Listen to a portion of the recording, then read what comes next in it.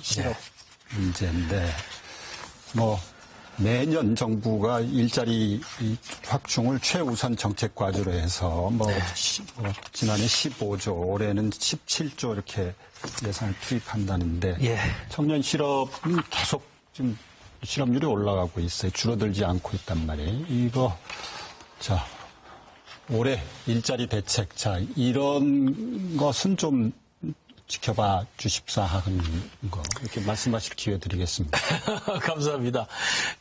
이제 우선 저희가 일자리 예산을 말씀하신 대로 올해 이제 더 늘려서 17조 원을 하고 있고요. 그건 이제, 작년에 비하면 7.9%가 증가한 것입니다. 그래서, 그럼에도 불구하고. 그런데 이제 저희가 전체 고용률은 이제 그래도 역대 최고입니다. 저희가 물론 70%를 2017년까지 70% 목표로 했는데 지금 작년에 2016년 66.1%였으니까 아쉽지만 그래도 하여튼 그건 이제 지금 역대 최고 고용률은 계속 올라간다는 얘기입니다. 일자리는 계속 늘어난다는 얘기죠. 그러니까 이제 그런데 이제 거기에 약점이라면 첫째가 이제 말씀하신 대로 청년 실업률입니다. 근데 이제 또 뒤집어 보면 청년 고용률도 늘어납니다. 그러니까 이제 청년들이 그만큼 이제 시장에 나오게, 노동시장에 나오게 한 측면은 또 있다는 말씀을 드리고요. 이게 참 청년 일자리 부분이 참 저희로서도 어려운 부분이고 참 안타까운 부분이고 한데, 그래서 이 공공부문 일자리 쪽에서 청년 쪽을 좀 많이 확대를 했습니다. 이번에 청년 쪽만 한 1만 개쯤 확대를 하고, 그 다음에 우리가 이제 창조경제, 창업, 이걸 굉장히 강조를 하는데, 청년 창업을 좀 많이, 대학 창업 펀드 같은 것도 많은데, 청년 창업을 많이 이제 저희가, 지원을 해주려고 합니다. 청년 창업을 하면, 창업하는 한 사람 일자리 아니냐, 이렇게 혹시 생각할지 모르시지만, 아무래도 청년 창업을 하면 청년들이 거기 직원이 됩니다. 그런데 그게 이제 여러모로 청년 일자리에는 도움이 되고, 그래서 저희로서는 일단 공공부문이 좀 앞장서서 청년 일자리를 만들고, 그러나 물론 잘 아시다시피 일자리를 직접적으로 만드는 곳은 기업이고, 그래서 이제 공공부문이 앞장은 섭니다만은 기업 전체가 고용을 늘릴 수 있도록 이제 저희가 많은 대책을 일자리 대책이라는 게 다 그런 것인데, 이제 잘 아시지만 우리의 전통 주력 산업, 제조업 쪽에서 일자리를 증가시키는 데는 좀 한계가 있는 것이 사실이고요. 그래서 저희가 이거는 여러 측면에서 중요한 거예요. 4차 산업혁명이라는 것이 앞으로의 어차피 갈 수밖에 없는 길이니까 빨리 해야 된다는 것도 있고, 또 그쪽에 지금까지 전통산업보다는 조금 이제 일자리가 나올 곳이 있다 해서 이제 그런 것에 노력을 하고 있습니다. 그리고 이제 그 얘기는 또 뒤집으면 뭐냐면 현재 있는 것 중에는 역시 서비스 업종이 좀 더 발전을 해야 된다는 것이고, 저희로서는 좀 서비스 산업 발전법 같은 게 통과 안 된 게 또 다시 말씀드립니다만 좀 안타깝습니다. 또 어떤 경제 전문가는 그렇게 말씀을 하시더라고요. 우리가 지금 일자리 정책이 서비스 쪽 이렇게 치중을 해서 하다 보니까 늘어나는 일자리라는 게 좀 비정규직, 그다음에 시간제 고용 이런 질 나쁜 거지. 그것도 좀 획기적으로 발상에 전환을 할 필요가 있는 거 아니냐, 이런 이야기고요. 지금 부총리님께서 4차 산업혁명 이야기를 해주셨으니까 우리 이제 새로운 성장 동력 확보 기회를 찾아야 하는데, 지금 정부가 내놓은 자료를 보니까 4차 산업혁명 적응도에서 우리나라가 거의 꼴찌 수준이 돼요. 거의 전 분야에 걸쳐서. 그래서 이제, 근데 물론 그 자료는 저희가 그렇기 때문에 우리가 더더욱 분발을 해야 한다는 그런 뜻이긴 합니다. 그런데 이제 과연 저 자료가 어떤 무슨 아주 객관적인 뭘 가지고 있냐는 거에 대해서는 저희도 좀 걱정을 합니다만, 조금 의문을 가지긴 합니다. 그러나 어쨌든, 어디서든지 그러니까 그게 적당히 낮아야 되는데 굉장히 낮은 쪽에 있다는 것은 좀, 저희로서는 좀 어쨌든, 굉장히 심각하게 받아들여야 한다는 뜻에서 이제 발표에 집어넣고 그러고 있습니다.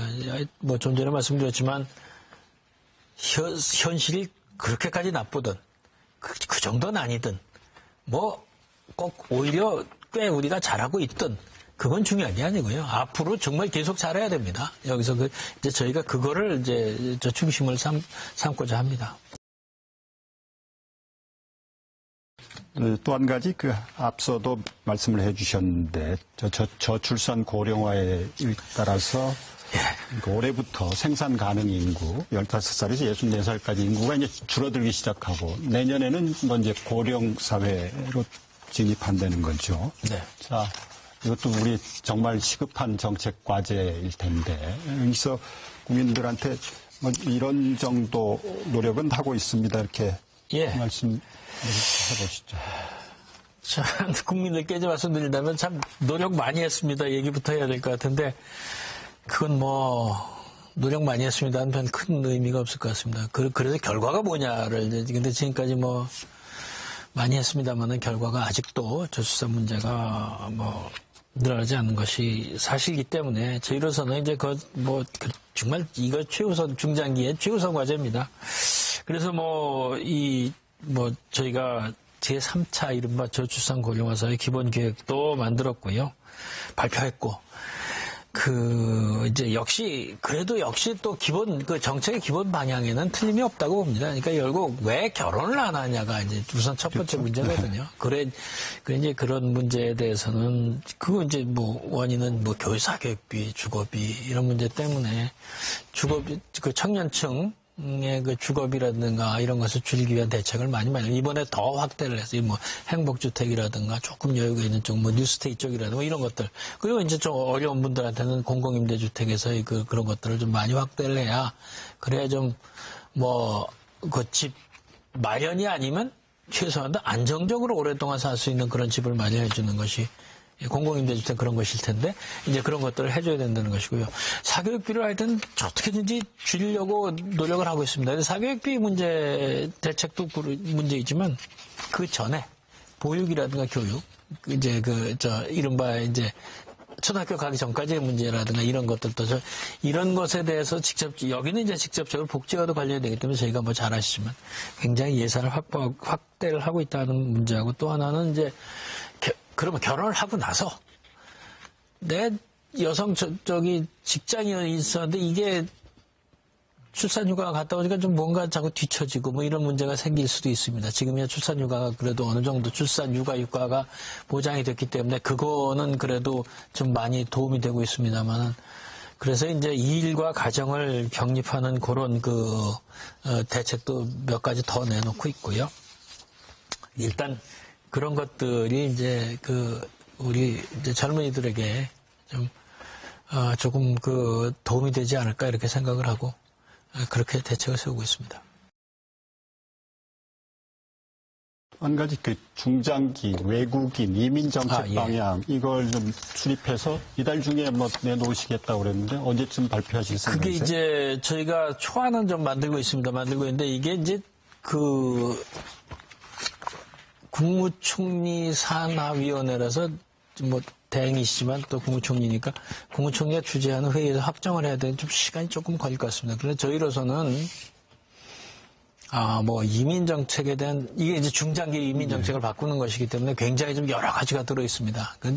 잘 아시죠? 이민들을 우리가 좀 적극적으로 좀 받아들인다는 것인데요. 그런데 보면은 이제 솔직히 이런 측면도 있습니다. 예를 들면 법무부라든가 이쪽은 정말 받아서 또 그 인권 문제도 있고 잘해서 해야 된다는 것이고 또 한쪽에서는 참 우리 지금 일자리도 없는데 외국인 이렇게 값싼 노동력만 하면 일자리를 더 없애는 거예요. 이런 걸 걱정하는 측면도 있고 그걸 잘 조안을 해야 되는데 이제 또 하나 문제는 또 우리가 아직도 이민을 대규모로 받아들일 그런 문화적인 또 준비가 되냐는 것도 좀 걱정을 해야 되고요. 이제 그런 것들이 있고 그래서 이제 저희로서는 길게 봐서 할 수 있는 일과 조금 좀 앞당겨서 단기적으로 할 수 있는 좀 구별을 하려고 하고 있습니다. 그래서 중장기 전체를 하는 건 상반기나 돼야 될 것 같고 그러나 우리가 할 수 있는 거는 미리 하는 건 뭐냐 하면 이른바 우수인력이라고 그러는 사람들의 유치 그래서 그 사람들이 우리나라에서 살게 하고 우리 국민이 되게 하는 것에 대해서는 좀 몇 가지 제도 개선만 하면 좀 쉽지 않을까. 물론 그것은 단기 대책이고 그것이 갑자기 우리 인구를 이렇게 팍 늘리는 건 아니지만 매우 중요한 어떤 선도적인 조치가 된다고 생각해서 그것에 대해서는 좀 지금 대책을 좀 빨리 마련하려고 그렇게 하고 있습니다. 그 노인 기준을 좀 예, 재정립할 예. 필요가 있는 거 아닌가. 예, 예, 이건 뭐 예. 이제 정년, 연금, 수급 연령 뭐 이런 거하고도 이제 다 연관이 되지요. 연관돼 있어서 네. 상당히 사회적인 논의가 충분히 있어야 될 사안 같은데. 그렇습니다. 예. 지금 어느 정도 이렇게 얼개를 생각하고 네, 계시나요? 지금 저희가 이제 뭐 이제 저희 나름으로 이제 그 안을 좀 만들어 보고 있고요. 그런데 이제 말씀하신 대로 이거는 사회적인 합의 같은 것이 같이 가야 되기 때문에 그런 것을 좀 같이 해야 되겠다 해서 이제 그런 그 논의를 하는 그것도 이제 지금 저희가 논의 체계 구축도 같이 해야 된다고 봅니다. 지금 말씀하신 대로 이제 노인 그 기준이라는 건 이제 정말 바뀔 때가 된 것은 맞습니다. 우선 첫째 보면은 건강 상태가 뭐 잘 아시지만 과거에 뭐 환갑만 넘으면 노인이다 하는 것하고는 이미 이제 뭐 완전히 바뀌었고요. 그러다 보니까 이분들이 이제 일을 해야 되겠다는 욕구가 많습니다. 오래 살게 되고 건강하고 그러니까 일을 하게 되고 그런데 우리는 뭐 우리 사회 제도는 뭐 지금 55세에도 그냥 그만두는 게 다반사고 이렇기 때문에 이것에 대한 그거를 위해서라도 이제 노인 기준 같은 걸 좀 바꿔주고 이제 그러다 보면은 이제 지금 우리가 받고 있는 복지 혜택이 또 줄어드는 거 아니냐는 이런 걱정들을 하실 수가 있는데 변화는 있을 것이지만 그렇다고 있는 복지를 이렇게 뭐 줄이고 뭐 그럴 수는 없다고 봅니다. 또 그리고 이게 무슨 지금 말씀하신 대로 원래 노인 기준에 대한 재정립은 여러 가지 이런 사회적 변화와 이런 것을 감안했기 때문에 해야 된다는 뜻에서 하는 것이지 무슨 뭐 복지 지출을 뭐 줄이기란 것은 전혀 아니다는 말씀을 드립니다.